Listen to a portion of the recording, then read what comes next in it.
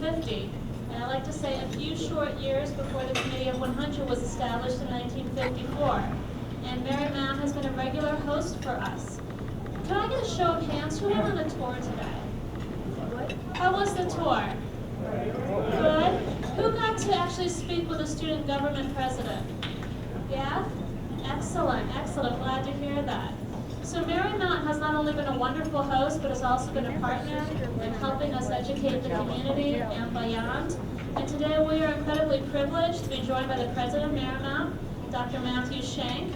And I will tell you, my initial plan was to read Matthew's entire bio. But I know how you guys like to ask questions, and we wouldn't have enough time for the questions. So here are a few highlights. Before coming to Marymount, approximately 3 years ago, Dr. Shank was the Dean of Business Administration at the University of Dayton.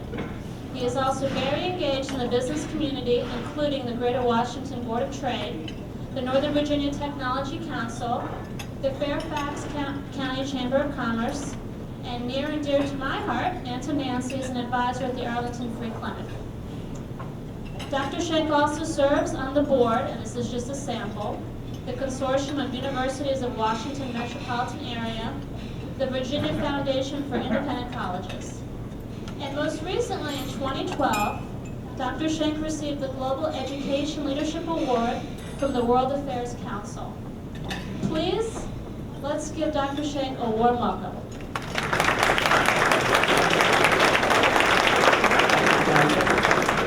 Good evening, everyone, and thank you, Kim. And I want to especially thank Ed for the invitation to speak to you tonight, Gene. As Kim said, this is my third year at Marymount. I came from the University of Dayton and had lived in the Cincinnati area for quite some time, and originally grew up in St. Louis, Missouri. And so I'm a Midwesterner, and when I moved here, I wasn't quite sure what type of welcome I would receive because I consider this East Coast, and I will tell you, the people here are spectacular. I couldn't imagine a more welcoming group of people in Arlington, and then coming and interacting with you all over the course of the last couple of years. You are really the heart and soul. So Marymount and I am very proud to have this partnership with the Committee of 100. We're very proud to be, as I like to say, the University of Arlington.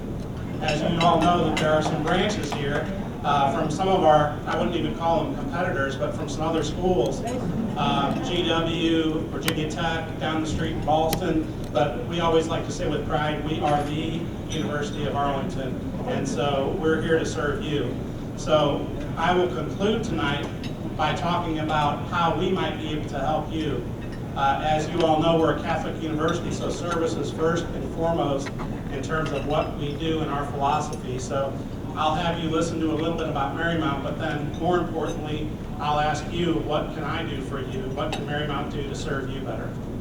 So what I have found over the course of my 3 years here is that people are very familiar with Marymount. In fact, when we first got here, when I first got here, we did a huge study to find out, were people aware of Marymount in this area? What programs did they know about Marymount? What did they understand about Marymount? What were their attitudes about Marymount? And you might not be surprised is that we did this particular research with Northern Virginia, DC, and Maryland. If you ask people, are you aware of Marymount University?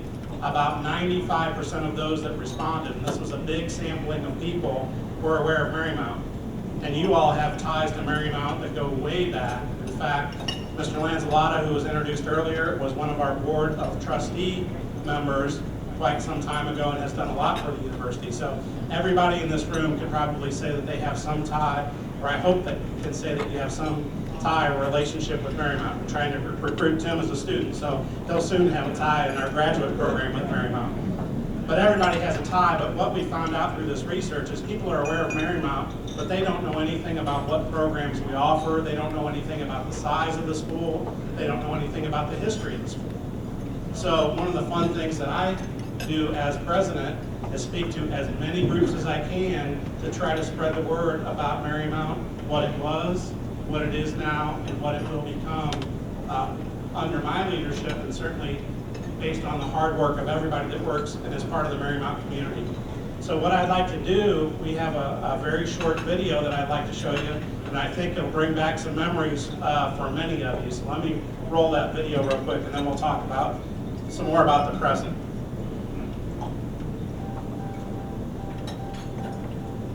Who could have guessed that a university that began as a small school for a select few would grow to become one of the most diverse in the nation, and that we would be known not just for the differences in how we look and where we're from, but for the rich mix of convictions, viewpoints, and beliefs that thrive here. It wasn't a choice we made or an initiative we implemented. And maybe that's why it works so well. Because we grew into who we are today naturally, organically, as a place where minds are open and all are welcome. Our differences unite us in a community that supports us, respects us, cares what we think. This is an environment that encourages us to set goals that we previously thought unattainable, and inspires us to live lives of service. Together, we are called to do great things in the world and for the world. This is Marymount, and this is our common ground.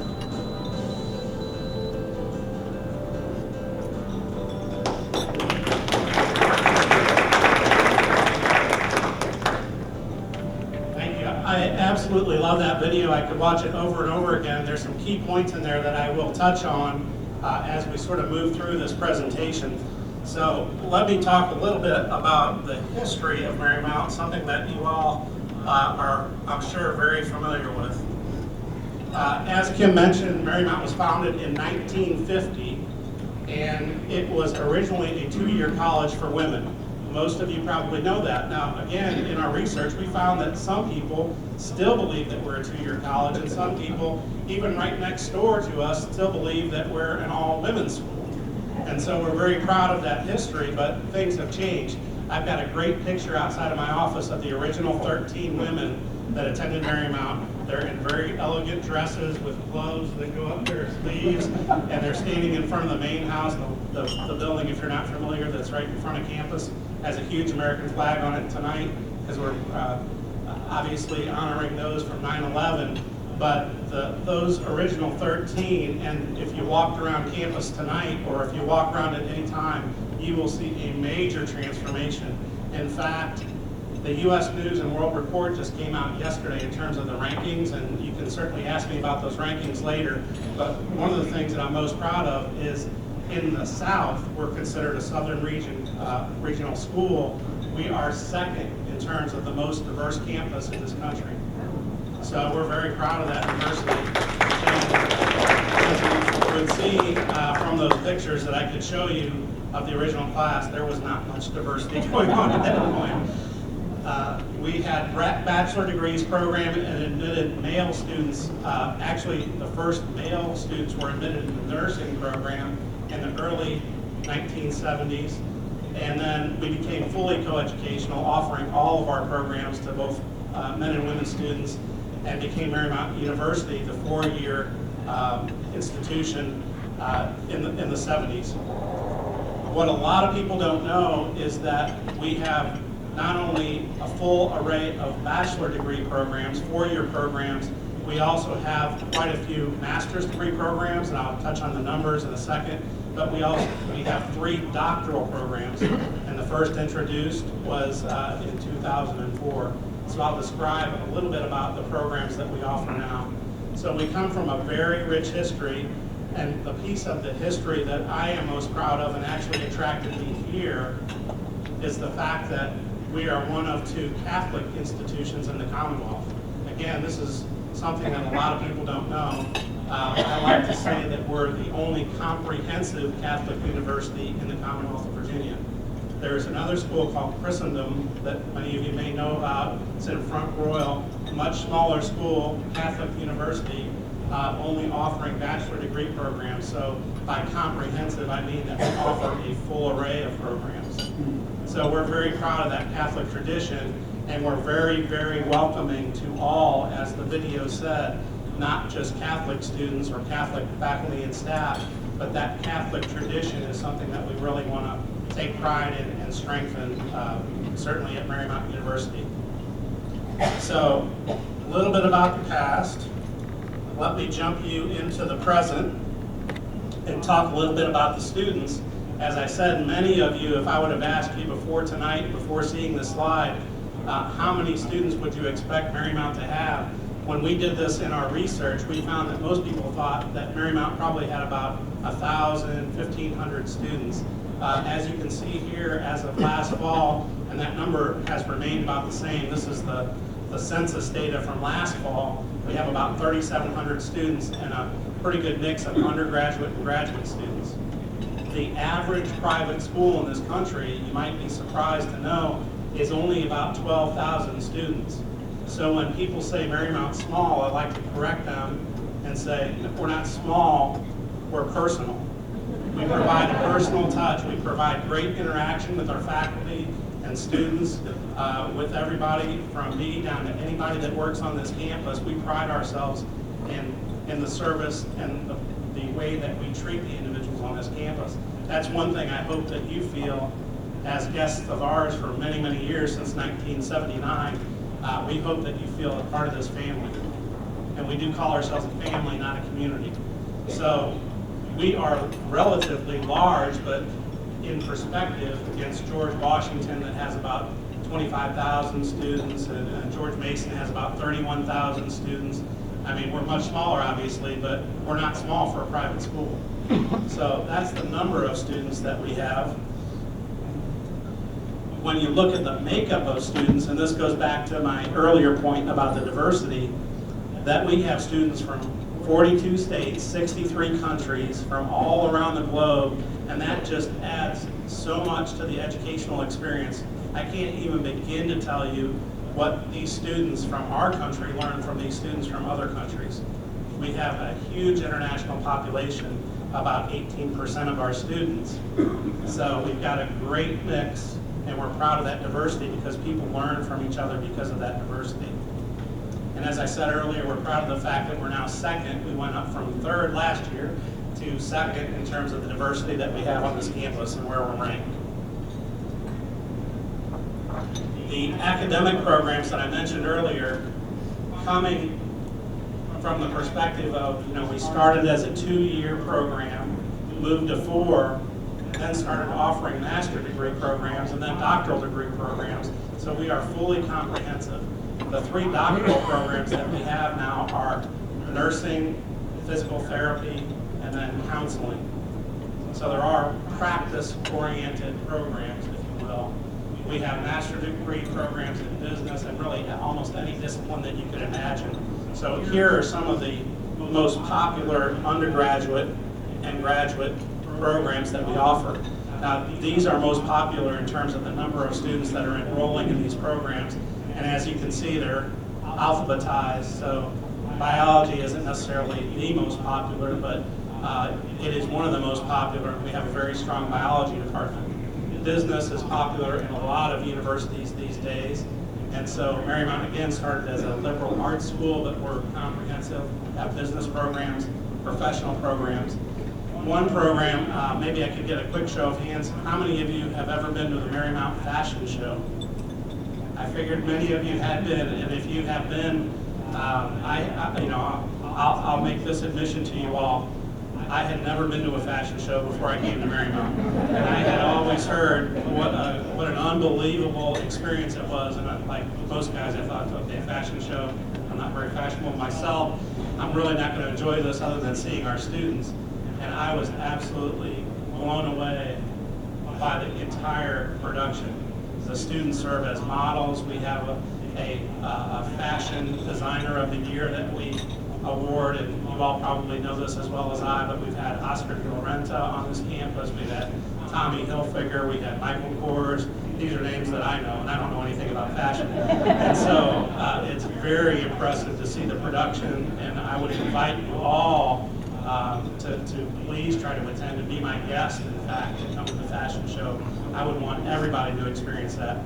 The other reason that I like this so much is that I have twin daughters that are younger. They're only 6 years old, and they've been in the fashion show the last 2 years. So as a dad, I kind of like it as well. So fashion is a very much of a sort of a niche program. There's not a lot of fashion programs around the country, but it's really a special program at Marymount, as well as interior design.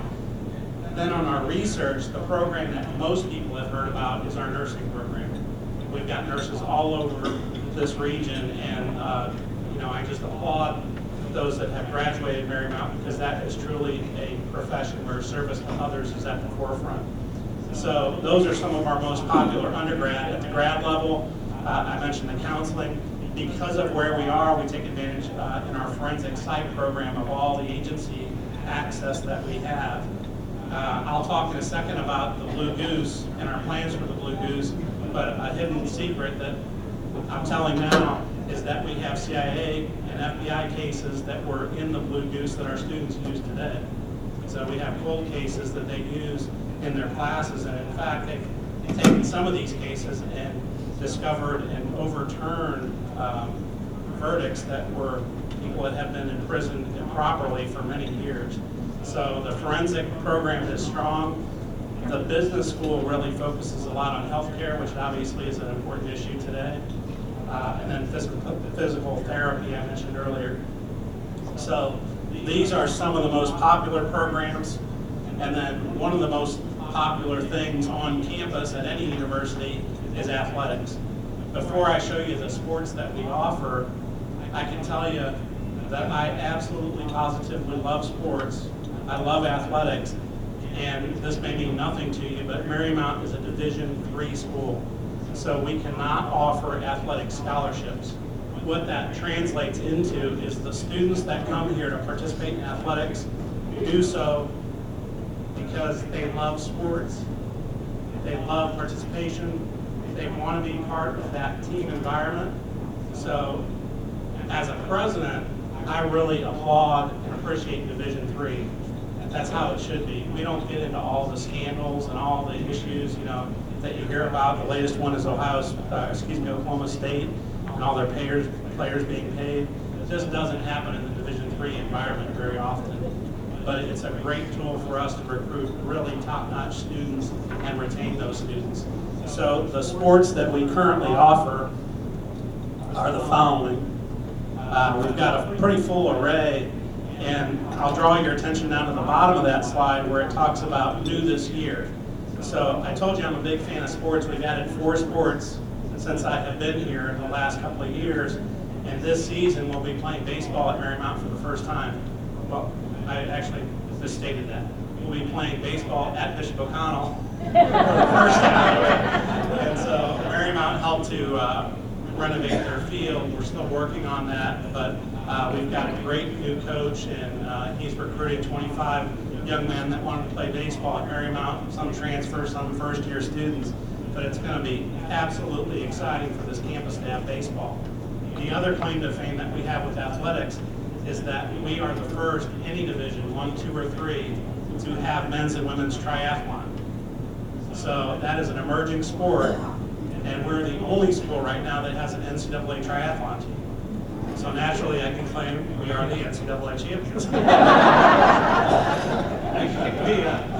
What we actually do, I get this question quite a bit, is if you're the only team, what do you do? And so what we do, there are triathlons around this region. It's obviously very, very popular. If you follow that at all, this is really a hotbed for triathlon. And so what we do is we enter our students, and there are college divisions in these triathlons. So we compete against other collegiate athletes. They're just not NCAA varsity athletes, if you will. So we'll talk more about that later if you have questions about triathlon. But it's been a great boost for Marymount to be the first in the country because we get a lot of exposure for that. And then the other sport that's kind of a growing sport all over the country is men's volleyball, not women's. So we have a brand new men's volleyball team that will begin play in the spring. So athletics is important to this campus. It's a great image booster, but it also is great for enrollment and retention of really bright young men and women. So that's where we are with athletics right now. And then I will leave the president if you will, with talking just a second about our Catholic identity. As I said, that's what really drew me to Marymount, is the fact that we are a Catholic university, the fact that what that means is that we're welcoming to all. Because of our diversity, we have a huge opportunity to talk about interfaith dialogue, to really get to understand faiths and cultures from all over the world. So about 53% of our students are Catholic. That's both at the graduate and undergraduate level. So we've got Muslim students, we've got Baptist students, we've got Jewish students, we've got students of every faith. But what that allows us to do is bring those students together to talk and understand each other a little bit more. And so my contention, I don't know if you agree with this, but as the president of a Catholic university, I learn a lot about my own faith by talking to others of different faith, because I have to be prepared to have that conversation. And so it's great that we have this diversity of faith. So we've got a very strong campus ministry, and this just gives you an example of some of the things that we do as a university with respect to service. We have Halloween Fest, so we bus in kids from the inner city, and our students provide candy, games. We have a Special Olympics tournament that we've run for many, many years on this campus. We have all sorts of food, clothing, fundraising drives to benefit charities. So I said part of what I would tell you is, what can I do for you, or what can Marymount? If you have a charity where you need students to volunteer to help out, whatever it might be, let me know. Contact me. You know where to find me. Contact me, and I will put you in touch with somebody that can help out and coordinate those students for you. So we have not only service here, but service abroad. So for example, we had a group of students that went to Peru to help out with some medical clinics, some of our nursing students. So the list goes on and on and on about the service that we provide. And the bottom bullet there talks about just an accolade that we received, being on the President's Higher Education Honor Roll for the 5th consecutive year. Now the future of Marymount is really much, much more than this vision statement that we just put together as a campus community over the last couple of years. I'll let you look at that, but I've italicized the parts that I think are the most important. We want to be a comprehensive Catholic university. Again, I talked about that, so you know how important that is to me in the community. We want to be an institution of choice, and what that means is our students today have so many choices about where they could attend university, that we want to be the university of choice for not only students, but for faculty, for staff, for anybody that's making a choice about where to work, where to go to school. We want them to consider Marymount first. It's going to take a lot to get to that point, and we certainly have students now that dream about coming to Marymount, but we want every one of our students to have Marymount as their top school. And then the last piece of this talks about a culture of engagement. It goes back to the idea of, we want to be very interactive with our students. We want to provide the best service. We want to engage in the community, the classroom, and the world. So this is the vision. And one piece that I thought would be of particular interest to you all is, how are we going to get there? And part of that is facilities. So bear with me for just another minute or two, and I'll show you what's going on with some of our facilities that you'll be well aware of. Now, this is the Ballston Center redevelopment. So most of you know it and love it as the Blue Goose. And this is the plan for the Blue Goose. So I'll step you through what we hope to have happen. Right now, we're working with the county, and we're in the public phase of this. We have not yet got to the county board, but we're working with planning and zoning right now. The building that you see in the forefront with Marymount, if you can see in the back, that will be a Marymount building. And again, this is at the corner of Blvd and Fairfax. I'm sure you all have been by it thousands of times. There'll be a 9-story building. The top 3 floors initially, we would like to lease to a corporate tenant or a tenant, a nonprofit tenant. What that will do for us is it'll provide some revenue to help us pay for that building, but it'll also provide some opportunities for our students to do internships and work with those businesses or whoever locates there. We will then ultimately, I say this kiddingly, kick those people out when we want to go into that space. So that'll not happen for a number of years because the bottom 6 floors, which we would initially occupy, would actually be more space than the current 8 stories of the Blue Goose, just the way it's configured and the fact that it's an older building. So this new building will allow us plenty of room for now, but plenty of room for growth. The building that you see on the right that's further up Lee is a 272 apartment unit, market rent apartment complex. So we had chosen really over a year and a half ago to work with a private developer, many of you probably know, the Shushian Company and John Shushian. I couldn't ask for a better partner, somebody that's committed and has the same values as Marymount, but somebody that really cares about the growth of Marymount in this community. So we have decided, our board of trustees has decided to lease that ground so that the Shushian Company can build that apartment complex. So I'm sure there'll be some questions about that, so I'll save that rest of that for later. This is just another view, sort of a ground level view of what the Marymount building would look like. You can see it's not quite the same as the blue building. In fact, the facade of this building is absolutely beautiful. It's terracotta, and so it's sort of unique in that respect. It's a natural terracotta color. There are a few buildings in DC that now are built with this terracotta on top of precast, but it's really attractive. At first, I did not like it at all. I had to be sold on it because I saw the terracotta in white, and many of you are probably fans of White Castle. It looked like a giant White Castle to me. I was like, I don't think I want this to look like White Castle.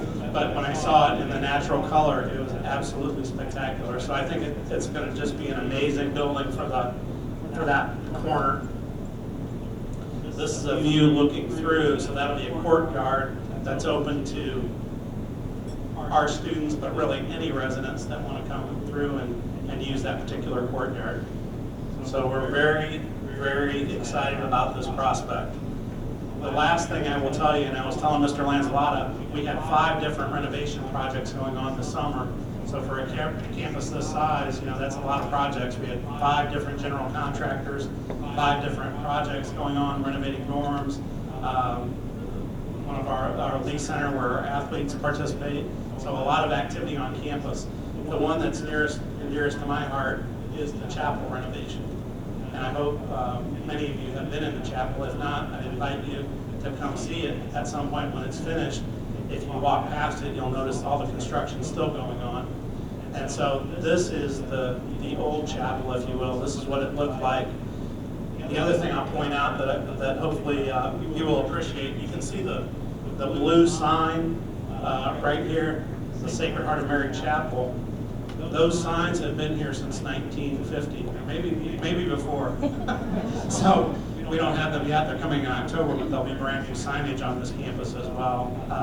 So I'm looking forward to that. So that's the chapel as it looked.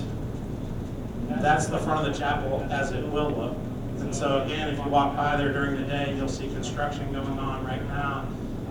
But we've got this very nice new feature that'll allow people as they come out of Mass or out of the chapel, a little bit of a gathering space and protection from the weather. So it'll be a very attractive feature in terms of the external portion of the building. The thing that is even more impressive, and I love the chapel, it's got a great feel to it, great atmosphere to it. But again, this is the original 1950 version that we still have, or that we did have. And so if you picture that in your mind and then contrast that with what we plan to do, what you'll see is all those rectangular windows going out. We will put in, they are in actually arch windows, 22 windows. They're stained glass. We've never had stained glass windows before in the chapel. There's going to be all new pews and all new altar area. So new carpeting. It's really going to be spectacular and make a huge difference on this campus. So it's not getting bigger, it's just getting better. And maybe that's a great way to close. I would say that our goal for Marymount is not to get much bigger, but just continue to get better. So with that, I want to thank you for listening and bearing with me through all that, and I hope you learned a little bit more about Marymount, even those that have lived here all their lives and really not known what a gem we have right here at Marymount University. So very proud to be here, and again, proud to host you all on the Committee of 100. So with that, thank you, and I'll turn it over to anybody that has questions.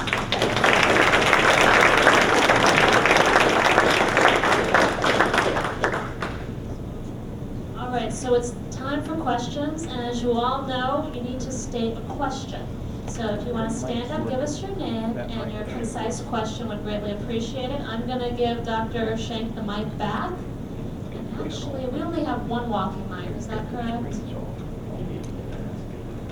Are you okay with that? Okay. So John and George, where's George?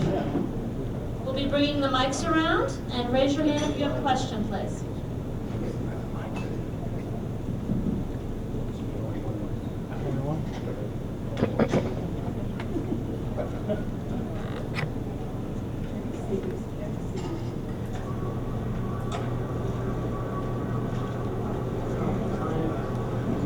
Traffic review. Betty, start.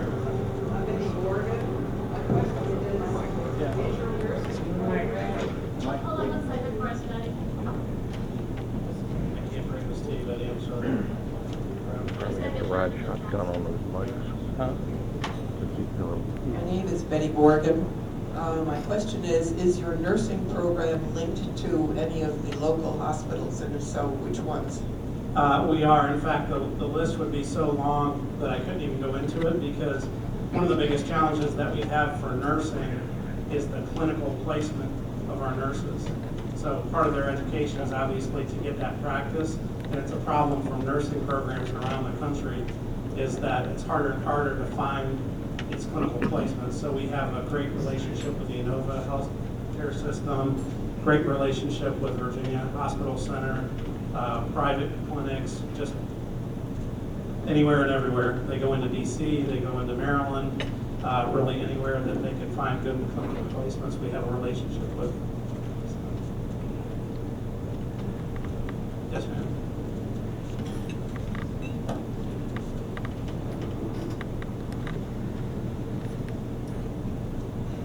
I'm Gail Dennis. Excuse the throat. Do you have opportunities for seniors to sign up and take courses on a space available option for nothing, just as no cost? The question, if you didn't hear that, is do we have the opportunity for seniors to take classes for free, no tuition? And what I would say is if anybody is interested in doing that, I would entertain it. I don't know if we have that policy. In fact, I don't think we have that policy right now. But if there was a case where you would want to audit the class and just sit in on a class, I'm sure that we could try to work something out. So, be happy to. Let me just kind of go this way, and then I'll go back that way. Yes, ma'am. Rosalie Jewell, as a Catholic university, do you have any course requirements in Catholic theology? We have the requirement that each student, and this is really quite rigorous even for a Catholic university, is that we have 4 classes that students have to take before they graduate in religion and philosophy. Now, your question was, are they required to take a class in Catholic theology? And the answer to that is no. So they could take other courses that don't necessarily, specifically the name of the course, Catholic theology or Catholic social teaching. But what we try to do is to integrate that in every course, whether it's a religion, philosophy, or even an accounting course. Right now, our faculty are working internally to better understand how do you integrate Catholic social teaching into all the coursework at Marymount. So the fact that we have that requirement of the 4 religion and philosophy is really fairly rigorous even for a Catholic university. So I'm proud that the faculty wanted to do that. Let me go back to you, yes, sir.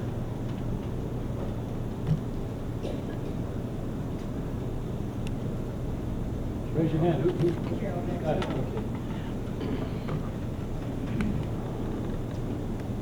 Okay. Carol Dexter, and I was wondering what percent of your graduates secure a job position within 90 days after their graduation? Great question. The question was, what percentage of graduates secure a job after 90 days? The way that we typically measure that is through survey research, and typically we do it right at graduation and then 6 months later. And so the percentage of graduates that are getting those jobs is around 75%. That's 6 months out. We also count, if you will, and this is pretty standard fare, we count not only those that are getting jobs, but those that are going into the military or those that are moving on to graduate school.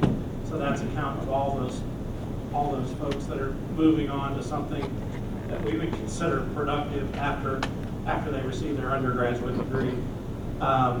Believe it or not, it's kind of hard to capture because once they leave, even after 90 days, this holds true with all of our alums. We try to stay in touch with them as best we can, but it's hard to capture that data once they're out in the workforce. So based on our sampling, it's about 75%. That varies by major, as you can imagine.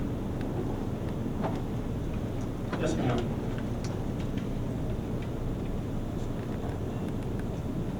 I'm Marjorie Hobart, and I'm also active in the American Association of University Women, and we feel strongly about Title IX. I notice now you're going to have 2 sports for men only and not women, and I wonder if you have a proportionally similar number of sports opportunities for your women students as you do for your men, because you didn't tell us how many men and women you have. Right. Well, the baseball and the men's volleyball takes the number of sports out of whack, if you will. So the next sport that we will probably add is women's field hockey.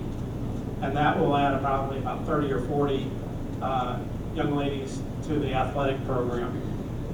Since you know Title IX so well, you'll know that it's not just based on the number of sports that you have, it's based on the student demand for those sports, and there are 3 different tests that you have to pass in order to be considered compliant. So, matter of fact, I just had that conversation recently with our athletic director, who is a woman, Debbie Warren, and she's a fantastic athletic director.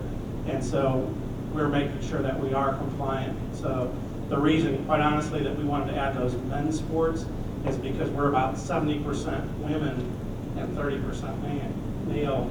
So we'd like to even the playing field, if you will, in terms of the mix of male to female. But it's a good question.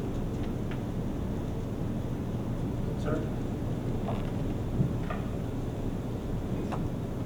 Hi, it's Paul Carmen. My question is about where Marymount fits into the landscape of higher education. On the one hand, you've got colleges with costs escalating faster than inflation, and on the other hand, you have MOOCs, the massive open online courses. Where do you see Marymount fitting into this landscape? That's a great question. So one of the things I can tell you that our tuition at Marymount, and remember again, we're a private institution, this current year the tuition was $26,000. So we have a group of schools that we consider our peers, and then a group of schools that we consider our aspirant schools, those that we would like to be like. In our peer institution, I think we're second or third from the bottom of maybe 20 schools in terms of tuition. So we're doing everything that we can to keep tuition and those costs down, while the rest of the country is, moving in the opposite direction. So that is a factor, and obviously, if you look at Marymount, $26,000 is still $26,000. I can say all day that it's less expensive than George Washington or Georgetown by a considerable amount, probably half the tuition of Georgetown or GW, but it's still $26,000. When you compare that to a public institution that might be $6,000 or $7,000, we've got to say that we have that value added, and you should be at Marymount for these reasons, or else the math won't work out. So we do believe we have that extra value that justifies the reasons for going to a private school. Now, it's kind of interesting, and I don't know if this is exactly your question, but if you look in this region, Marymount occupies a very nice niche because we don't really compete against Georgetown or GW, different types of schools, much more national in scope. We get students from all around the country, but they're truly nationally ranked universities. George Mason, public, much, much bigger. American, not really like Marymount as well. Trinity, another Catholic school in DC, but serving a very specific population of women in that market. So Marymount has a very nice niche in terms of our competitive landscape in this area. Catholic University would be a major competitor to ours, but they're bigger and a little bit more national in scope as well. So we think we have a nice space, if you will, for where we want to be. Last part of your question was about the MOOCs and online, and we're certainly looking at online learning. We certainly offer programs online, but we haven't gone off the deep end, if you will, in terms of MOOCs and getting too far in front of that particular trend, because I do think it's a trend. So. Yes, ma'am.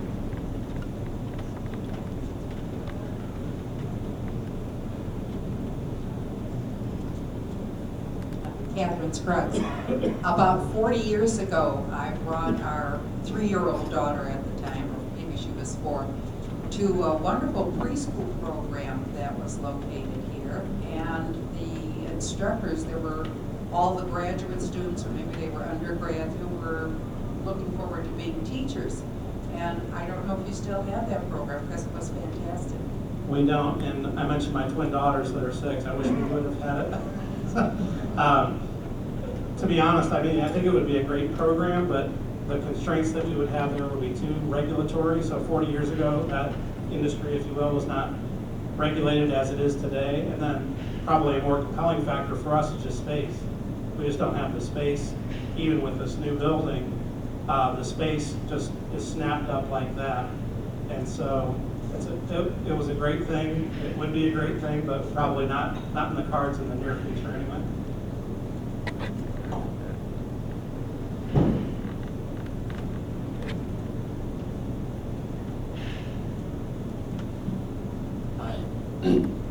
Jewel. I have a lot of little questions. Are you like every other university that has a lot more women than men? How large is the average class? How large is your library? How large is your endowment? And what do the kids do for fun around here in the pasture of North Arlington? Let me start with the endowment question. It would be much larger after the gift that you're going to make tonight.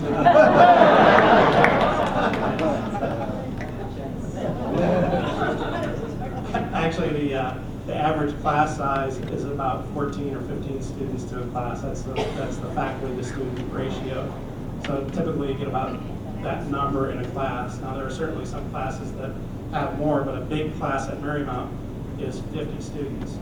A big class at George Mason is 500 students, maybe more. So we really, as I said, the value that we can add is really, keep talking about this personal interaction, and it sounds great, but we really do, I believe, add it. I've seen it here. So that was one question. The endowment, in addition to the space, is probably something that we really need to grow and work on. And so the last capital campaign for Marymount was to build the 2 buildings that some of you toured through, the dormitory, Ostabanco, and the classroom building. And so that campaign was for $20 million, gobbled right up to pay for those buildings. So the endowment right now is about $30 million. Schools of Marymount size for our operating budget and so on probably should be about $50 million. So we're going to be very aggressive in the near future and probably start our next campaign. But that campaign will not only help us pay for the new Blue Goose, but it'll also be for scholarships, endowed professors, those sorts of things.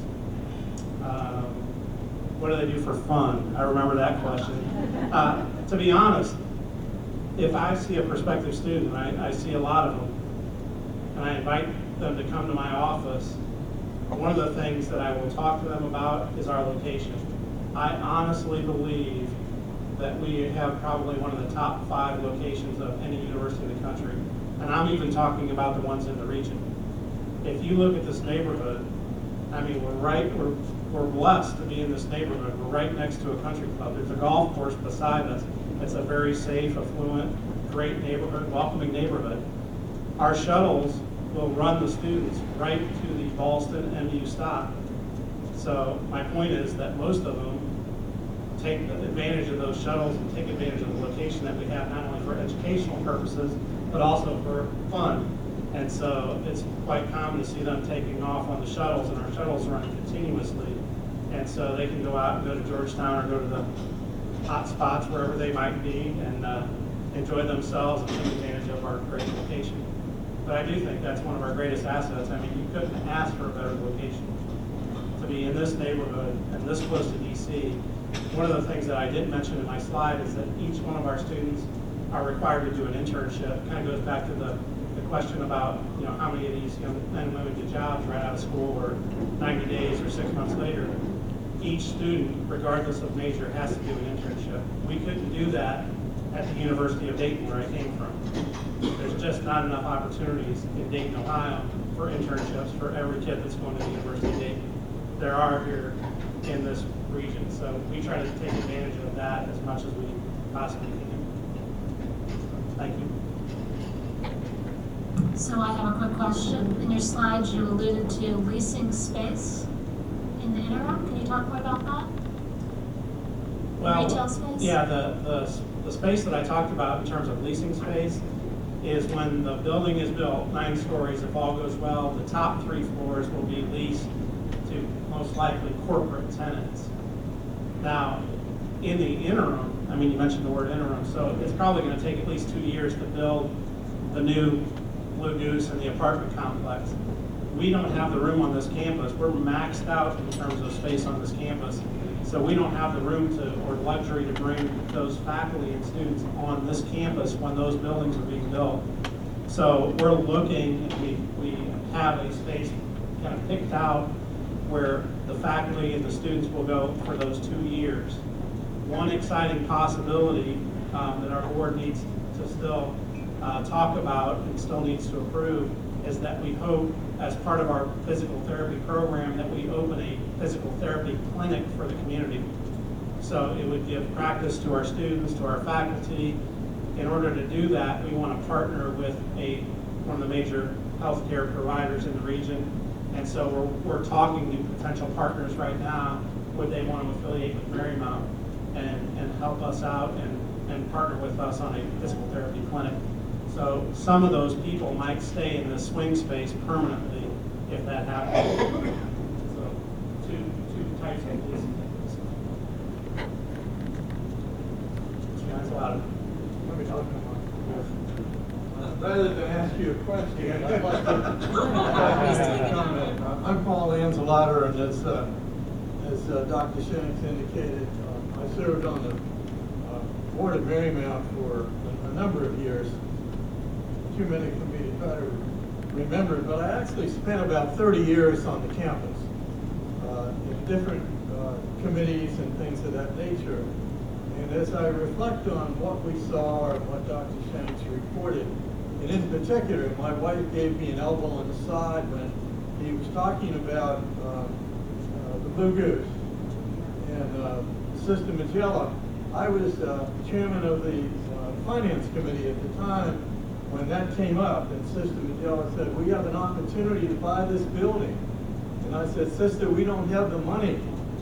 We don't have the money to buy the building. And she said, Paul, you need to have faith. God will provide.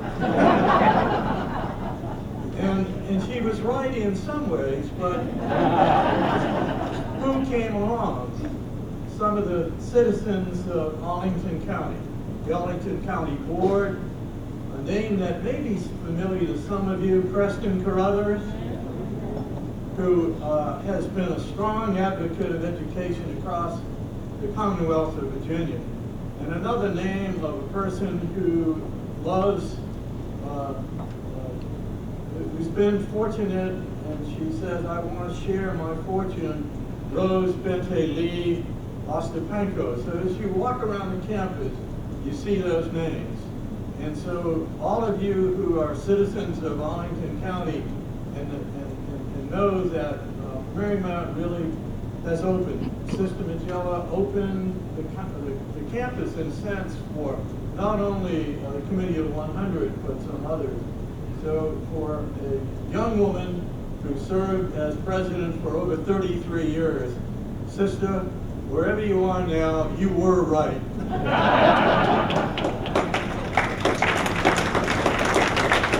I Actually, I'm the 6th president of Marymount, and the former president's pictures are hanging in the dining area of the main house. So when I do see Sister Magella's picture, I always do say a quick blessing for her, because she was a very sharp businesswoman, evidently. I obviously didn't get a chance to meet her, but she purchased that property with the help of Mr. Lanzalotta for $5 or $6 million in 1991. And let me just say it's worth considerably more right now. So we're very fortunate to have that property that everybody would like to develop. Sir? You said you said you'd talk about who's going to live in the apartment building behind on the Blue Goose property, and you haven't mentioned that yet. I was just wanting to follow up on that. Absolutely. So the apartments are not dorms. They're not meant to be student housing. They're supposed to be market rate apartments. Mr. Shushan, who I'm working with, we're both very passionate, as many of you are in this room, about affordable housing. And so, as many of you know, the county requires so many units of affordable housing. We would like to go to the max, and then we'd actually like to work with the county to go beyond the max to provide even more affordable housing. So we're trying to work with the county right now to see if that's something that they would want to entertain, because it's over and above what they would normally allow people to do. We would Marymount / the Shushan Company find a way to subsidize some of that extra affordable housing and make it available. So one of the things that we'd like to do is we have a huge shortage of housing for graduate students, both not only Marymount, but GW and the other schools that I mentioned that are in Ballston. So that could be a great place for, at least some graduate students to be housed, certainly Marymount graduate students. So I have 2 questions. Number 1, what are you going to call the new Mercado building? And I had a second question, now I can't remember. The question, if you didn't hear it, what are we going to call the new Blue Goose? We probably won't call it the new Blue Goose, but I don't have a name for it yet. We'll have a contest. And actually, we'll have a big party when we hit the switch and that is deconstructed, whatever the appropriate term is. All right, do we have any more questions? Oh, Margaret?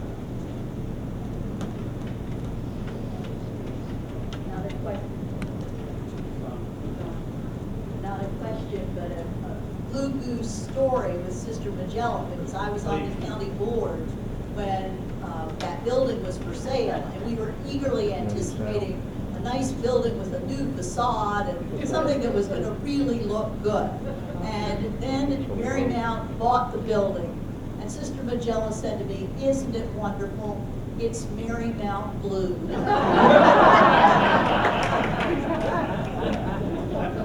I think that I will say that 99.99% of the people that I have spoken to that know our plans for that corner are very, very supportive of what we're trying to do.